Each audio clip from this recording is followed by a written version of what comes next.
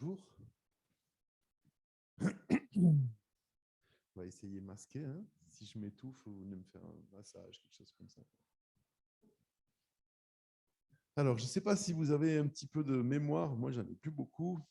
J'étais surpris d'ailleurs. Samedi dernier, il y avait Quartier Libre. Je racontais une histoire aux enfants. Puis il y a une petite fille qui me dit « Ah, mais je me rappelle de la dernière histoire. » Et puis elle coince, c'était 8 mois auparavant. Elle se rappelait encore des détails de l'histoire. Oh là là là là. C'est bien d'avoir un cerveau pas abîmé encore. Hein. Avec de la mémoire. Alors, on est dans le 3e dimanche de l'Avent, si je ne me trompe pas. Et j'avais choisi cette année de réfléchir sur la méthode de Dieu qui débute avec la naissance du Christ. Hein. Si vous vous rappelez, c'est pour ça que je parlais de mémoire, le premier dimanche, j'ai abordé le sujet de la discrétion d'un Dieu incognito, changement de méthode. Dans l'Ancien Testament, hein, il y a de l'or, il y a des bruits, il y a des trompettes, il y a de la fumée, il y a les ennemis qui meurent, il y a la prospérité pour ceux qui marchent avec Dieu. Et puis Jésus vient incognito naître dans une étable. Et Dieu n'a pas changé parce que Dieu ne change pas, mais sa façon de communiquer change, notre compréhension aussi. Et il vient amener un royaume qui n'est pas visible à l'œil. Hein. Mon royaume ne vient pas de façon à frapper les regards. Un royaume qui vient dans la discrétion. La semaine dernière, j'ai abordé le thème toujours sur la méthode de Dieu, cette nouvelle façon de travailler. Les réponses que Dieu nous donne sont, à part miracle, de temps en temps, ça existe, on y croit, ça existe encore aujourd'hui, mais la plupart du temps sous forme de semences. Nous avons besoin d'ombre et il nous donne une graine d'arbre à planter et à cultiver. C'est la méthode de Dieu. Et puis, aujourd'hui, j'aimerais continuer avec un autre aspect. J'ai choisi d'utiliser au singulier la méthode de Dieu, parce que ce n'est pas des méthodes, c'est sa façon de faire. Hein. Sachant qu'il fait ce qu'il veut et comme il veut, mais c'est ce que Christ est venu nous révéler en venant sur terre, déjà dans la façon dont il est né. Et ce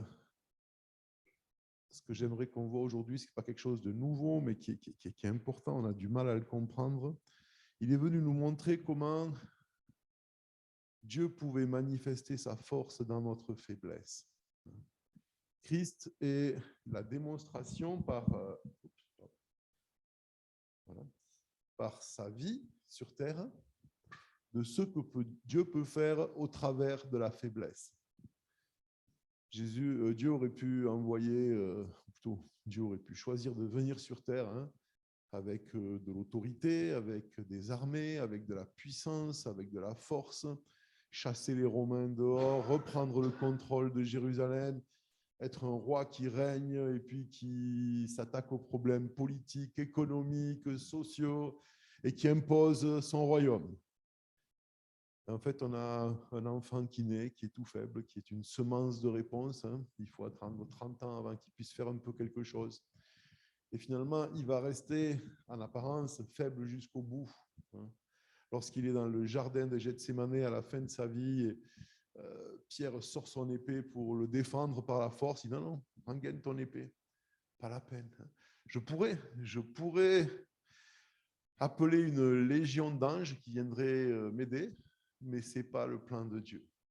Et il va accepter d'être faible, alors que lui pouvait être fort. Hein. Nous, quand on est faible, on n'a pas le choix. Mais lui aurait pu être fort et il ne le fait pas. Et de faiblesse en faiblesse, il va être maltraité, fouetté, cloué sur la croix, et puis jusqu'au bout de la faiblesse, abandonné tout seul, il va mourir. Et ce sera la plus grande victoire de Dieu. Et cette leçon-là, au-delà du fait de ce que Jésus a fait pour nous, bien sûr, qui est essentiel, hein, ce qu'on appelle en général l'œuvre de Christ, avec une majuscule, venir mourir à notre place. Mais il y avait plusieurs façons de le faire. Et la méthode aussi nous parle, parce qu'il est venu le faire dans la faiblesse. Et non seulement dans la faiblesse, mais on voit aussi que les gens qu'il a choisis, justement, c'était ni les forts, ni les puissants, ni les riches, ni les célèbres. Et il va prendre des gens ordinaires, d'une part, Les pêcheurs, voilà, c'était les ouvriers de l'époque, ou les artisans en tout cas, mais des gens assez simples. Et puis, il va aussi avoir un collecteur d'impôts pour les Romains. Dans les gens qui le suivent, il y a une dame qui avant ça avait une autre profession, beaucoup plus ancienne. Et puis, etc., etc. Des gens que personne ne voulait, lui, il va les rassembler et puis en faire ses disciples et puis commencer après son église. Et c'est la façon de Dieu de travailler. Et Paul, l'apôtre Paul, qui n'a pas connu le Christ sur terre pendant son vivant, hein, qui a été interpellé alors qu'il était plein de force en train de persécuter le christianisme. Paul était vraiment un homme fort, fort dans... qui utilisait la force et qui était fort. Il était violent. Aujourd'hui, on le qualifierait de terroriste, à juste titre, pour chasser les hérétiques, pour les mettre à mort. Mais il était fort aussi dans ce qu'il faisait. Il était violent avec lui-même aussi. Il s'imposait de la discipline, etc. Et il va être complètement projeté dans une autre vie, jeté de son cheval au départ, rendu aveugle. Donc, de fort, il devient faible. Il n'y voit plus. Quelqu'un d'autre doit le conduire. Et puis, les gens qui venaient pour tuer vont devoir prier pour lui. Et puis là, il va se mettre à l'écart pendant des années, dans un désert, être enseigné par Christ de façon surnaturelle et revenir avec une compréhension complètement différente. Et je veux vous lire deux textes extraits de la première et de la deuxième lettre qu'il écrit aux croyants de Corinthe. 1 Corinthiens 1, 21, pour commencer. Puisque le monde, avec sa sagesse, n'a point connu Dieu, dans la sagesse de Dieu, il a plu à Dieu de sauver les croyants par la folie de la prédication. Les Juifs veulent des miracles. Les Grecs cherchent la sagesse. Nous prêchons Christ crucifié. Scandale pour les Juifs et folie pour les païens. Mais la puissance de Dieu et sagesse de Dieu pour ceux qui sont appelés, tant Juifs que Grecs. Car la folie de Dieu est plus sage que les hommes, la faiblesse de Dieu est plus forte que les hommes. Considérez, frères et sœurs, que parmi vous qui avez été appelés, il n'y a pas beaucoup de sages, ni beaucoup de puissants, ni beaucoup de nobles.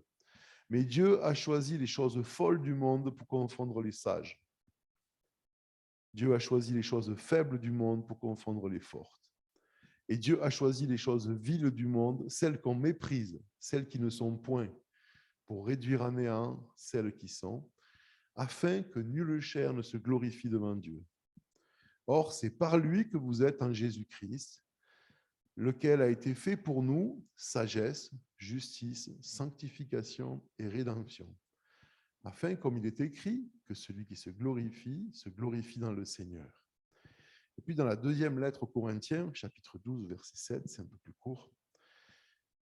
Et pour que je ne sois pas enflé d'orgueil, à cause de la grandeur de ces révélations, il m'a été mis une écharde dans la chair, un ange de Satan pour me souffleter et m'empêcher de m'enorgueillir.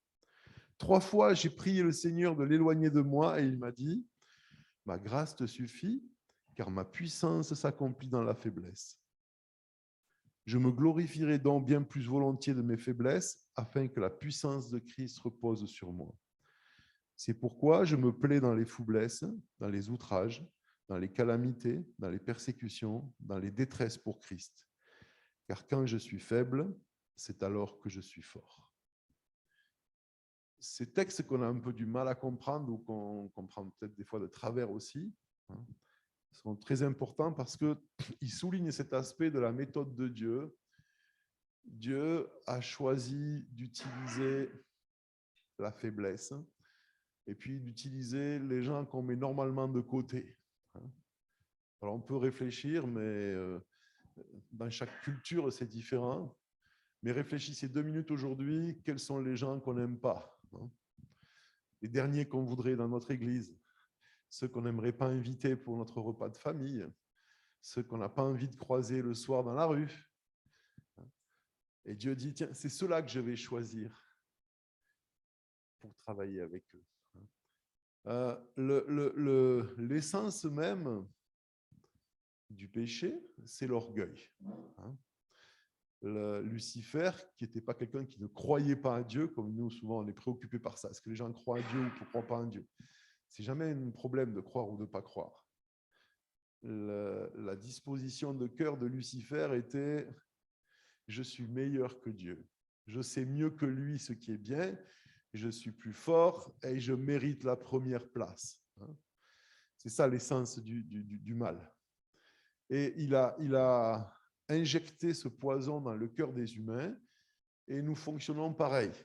Nous savons ce qui est bien, nous sommes les plus forts, nous sommes le centre de l'univers et de l'orgueil découle l'égoïsme et l'égocentrisme. Et puis là-dedans, on a toute la racine du mal qu'il y a sur notre terre et qui est dramatique.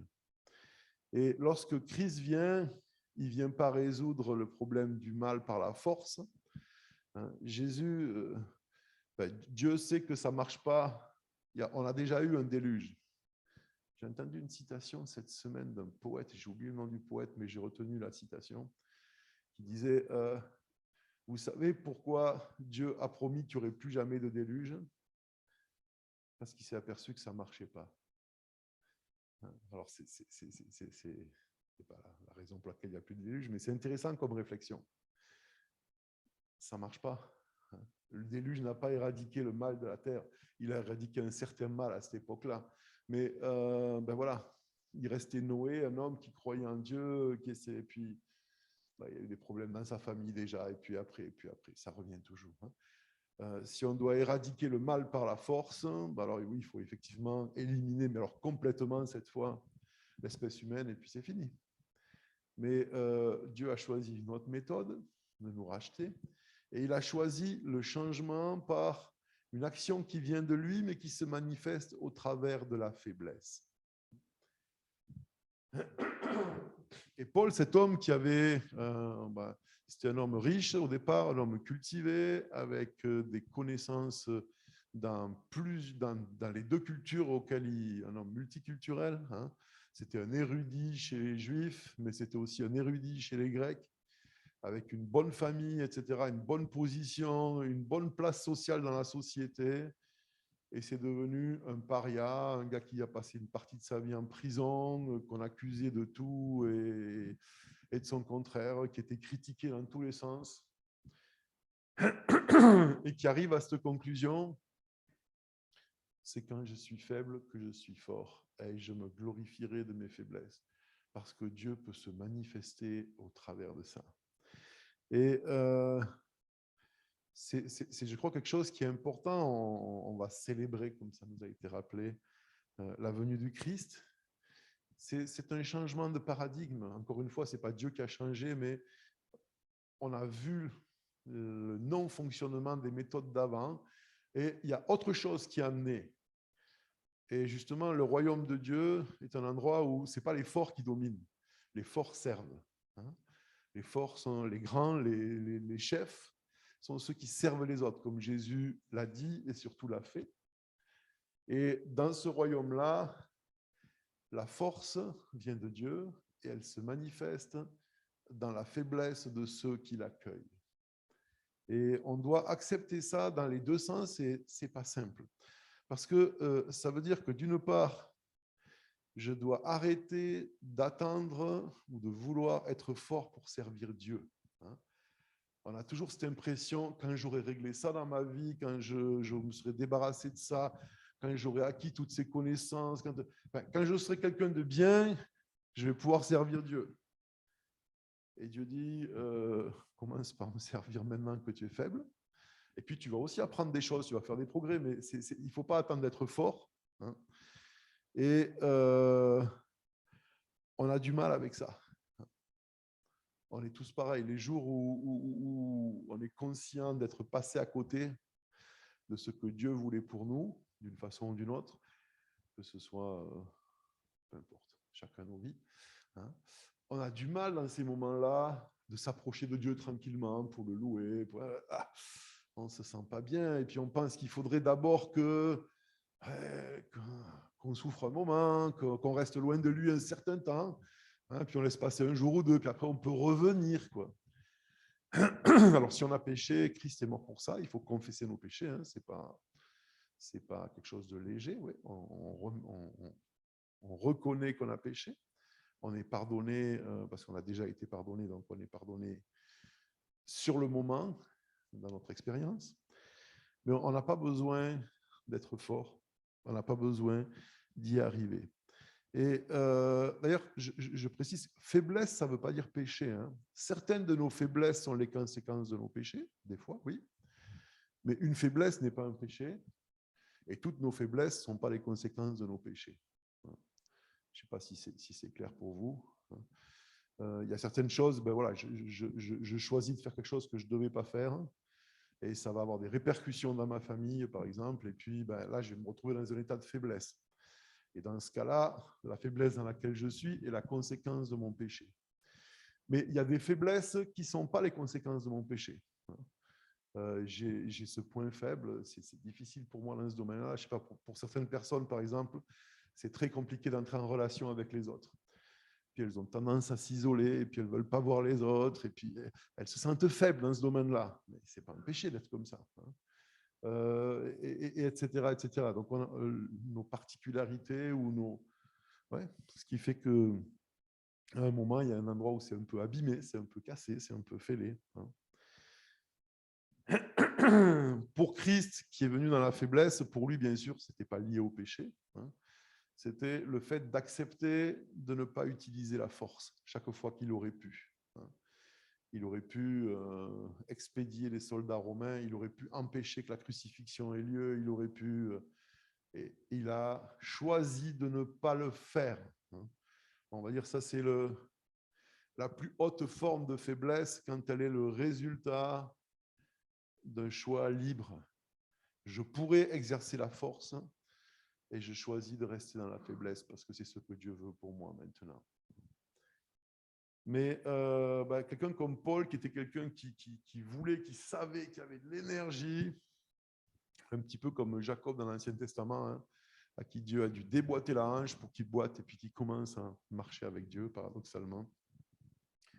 Paul réalisait que sans ces difficultés qui venaient contre lui, il était trop sûr de lui et Dieu ne pouvait pas l'utiliser. Et on devrait apprendre à passer de l'état où je déteste mes faiblesses à j'accepte mes faiblesses et finalement je les aime. Et c'est le processus de toutes nos vies, d'autant qu'en vieillissant, on devient de plus en plus faible dans certains domaines. Mais voilà, de passer de non, je ne veux pas être faible à ouais, ok, j'accepte que je suis faible. Et finalement réaliser, en fait, j'aime être faible. Et pas parce que j'aime être faible, personne n'aime l'être. Mais j'aime l'être parce que j'ai réalisé ce que ça permettait à Dieu de faire. Et c'est impossible d'arriver dans cette étape-là si on n'a pas compris le préalable. À la fin du premier texte que j'ai lu, Paul dit « C'est par lui que vous êtes en Jésus-Christ qu'il a été fait pour nous sagesse, justice, sanctification et rédemption, afin que, comme il est écrit, que celui qui se glorifie dans le Seigneur. » Je ne peux pas aimer la faiblesse si je n'arrive pas à expérimenter le fait que Dieu m'aime sans que je fasse rien. Quand je suis faible et incapable à le servir, il m'aime parfaitement. Si je ne suis pas rassuré par son amour en comprenant ça, alors je ne peux pas accepter d'être faible. Parce que je suis toujours en train de vouloir être fort pour qu'il m'aime. Et c'est pour ça qu'on met souvent les choses à l'envers. On veut faire des choses pour Dieu, et puis si je les fais bien, Dieu est content de moi et je m'approche de lui. Et Dieu dit non, accepte que je t'aime comme tu es, c'est-à-dire faible et imparfait. Et quand tu es solide dans cette compréhension-là, tu vas réaliser que je peux me servir de toi sans que tu deviennes quelqu'un d'autre. J'ai juste besoin que tu sois le canal par lequel ma vie circule. Je n'ai pas besoin que tu sois un super-héros. J'ai besoin que tu m'écoutes. J'ai besoin que tu m'obéisses. J'ai besoin que tu sois disponible. Et tu n'as pas besoin d'être fort pour ça. Et je me suis aperçu, autant dans ma vie qu'en observant autour, mais déjà chez moi, que j'avais du mal des deux côtés. Et j'ai autant de mal à accepter que Dieu m'aime quand j'y arrive pas, que c'est que j'ai du mal à ne pas me sentir quand même un peu bien quand il se sert de moi. Dans les deux sens. Hein. Parce que chaque fois, je vois, quand il y a des moments de ma vie où je fais le constat que ça ne va pas en ce moment. Quoi. Pas que je vis dans les horreurs et dans le péché, juste ça ne va pas. Je suis tellement faible, j'y arrive pas. Et je lis ma Bible, elle ne me parle pas. Et prier, j'en ai pas envie. Et les frères et sœurs, j'ai pas envie de les voir. Et c'est compliqué. Et tout est une lutte. Et ça fait mal partout. Et il faut se traîner. Et dans ces moments-là, s'arrêter et dire, hein, Dieu m'aime là parfaitement. J'ai du mal, j'ai du mal, j'ai du mal. Et puis tout d'un coup, il se passe quelque chose, Dieu m'utilise au travers de moi, quelqu'un est béni, ou quelqu'un se convertit, ou est encouragé, il me le dit. Et là, tout d'un coup, je m'approche de Dieu. Seigneur, toi et moi, on fait quand même des bonnes choses ensemble. Tu as fait une belle affaire en me rachetant, hein, parce que quand même, si je pense à d'autres, hein, et j'ai tort dans les deux cas, c'est fou. Parce que Dieu dit non. Cette personne a été bénie parce que justement, ça n'allait pas. Et puis, je suis passé au travers de toi et je l'ai touché. Et je t'aime pas plus, pas moins. Ça n'a rien à voir. Hein. Et c'est pour ça que Paul termine, afin que, comme il est écrit, que celui qui se glorifie dans le Seigneur. Et le deuxième texte dit la même chose. Hein. C'est que lorsque je suis conscient que je suis faible, mais que je laisse quand même Dieu travailler au travers de moi, alors je vois sa force se manifester. Et comme c'est un moment où je suis conscient que je suis faible, c'est plus facile pour moi de ne pas m'attribuer le... Finalement, je suis quand même quelqu'un de bien. Hein. Oui, je suis quelqu'un de bien parce que Dieu m'aime. Et ce principe-là avec lequel on a tellement de mal, parce que c'est contre nature pour l'être humain, qui a besoin d'être fort pour être le chef, pour être le meilleur, pour être premier, pour dominer, dans l'espoir qu'on l'aime. Et Dieu dit, on démonte cette pyramide et on part à l'envers. Je t'aime comme tu es. Je le prouve, je donne mon fils, ce que j'ai de plus cher. Et je paye le prix maximum. Qu'est-ce que je peux faire de plus pour te prouver que je t'aime? Paul dit, lorsque nous étions encore des pécheurs, lorsqu'on était encore avec le marteau dans les mains, en train de planter les clous dans les mains, les pieds du Christ, à ce moment-là, il a dit, je vous aime. On ne peut pas faire plus. Pour qu'ensuite, on se laisse aimer et on lui offre nos vies et qu'on accepte d'être faible et que là, il puisse passer à travers nous et toucher autour de nous. Et bien sûr, heureusement, quand Dieu passe au travers de nous pour bénir les autres, on est, nous, bénis, encore plus que l'autre. Voilà, c'est la récompense du tuyau. Il est rafraîchi avant la plante, parce que l'eau circule au travers de lui. Et c'est ce que Dieu veut. Et Paul avait, à la dure, hein, parce qu'il en a pris des claques, hein, il s'est cassé quelques paires de dentiers sur des murs en granit. Hein. Il a appris cette leçon violemment jusqu'à ce que finalement, il réalise, en fait, c'est quand je suis faible que je suis fort. Et c'est dans cette compréhension-là qu'il peut dire, alors j'aime ma faiblesse, mais personne n'aime être faible. Hein. Mais un peu comme quand Jacques dit, réjouissez-vous des épreuves qui vous arrivent, mais personne ne se réjouit des épreuves. On se réjouit en comprenant que ces épreuves ont permis que je grandisse, que je comprenne ci, que je comprenne ça. Ce n'est pas l'épreuve qu'on aime, ce n'est pas la faiblesse qu'on aime. Et en même temps, on l'aime parce qu'on réalise qu'elle est notre alliée. Je suis tellement faible que je vais m'écrouler. Et puis, c'est ce que Christ est venu nous démontrer, parce que les théories, c'est bien, mais voilà. Comment quelqu'un qui est faible, qui choisit la faiblesse, peut être le plus fort. Et lorsque le diable triomphe parce que Christ est sur la croix dans une faiblesse, comment peut-on être total, comment peut-on être plus faible que tout nu avec des clous dans les pieds, dans les mains, sur un bout de bois après s'être fait exploser le dos à coups de fouet et il y a tout. Hein. Il n'y a pas plus faible que ça, quoi. Il y a la faiblesse physique, il y a la faiblesse, il a échoué, il y a ses disciples qui sont partis, il y a sa maman qui est là, qui souffre. Ouais, il n'y a pas plus faible que ce moment-là. Et en même temps, c'était le triomphe de Dieu. Et il passe par là, et puis il y a la résurrection derrière.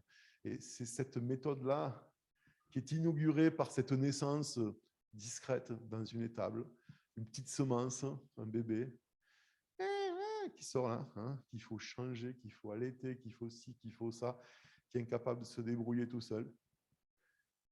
Jusque finalement, quand il rentre dans son ministère actif, c'est pour nous montrer la faiblesse remplie de Dieu, c'est la force. Alors, c'est peut-être pas très réjouissant comme message ce matin, c'est pas très festif pour Noël, mais si, c'est le message de l'Évangile, c'est la bonne nouvelle de Noël. Seigneur, merci pour ce que tu es venu nous montrer, nous expliquer, mais tu vois combien c'est dur pour nous de le comprendre, de l'assimiler. On l'entend, on comprend les mots, mais c'est pas naturel que ce soit appliqué à nos vies. Et nous voulons nous ouvrir à toi, à ton esprit, à ta vie en nous, à ton intelligence spirituelle, pour qu'elle vienne remplacer notre sagesse naturelle, notre désir d'être fort, célèbre, connu, reconnu, et que nous puissions, nous aussi, comme Paul, en arriver non seulement à accepter, mais à aimer notre faiblesse si elle nous permet de laisser passer ta force, et que ta gloire soit manifestée, que la gloire te revienne, Seigneur. Alors fais ce travail dans nos cœurs et dans les cœurs de tous ceux qui sont autour de nous et partout sur cette terre. Que ton règne vienne, Seigneur, et que ta volonté soit faite.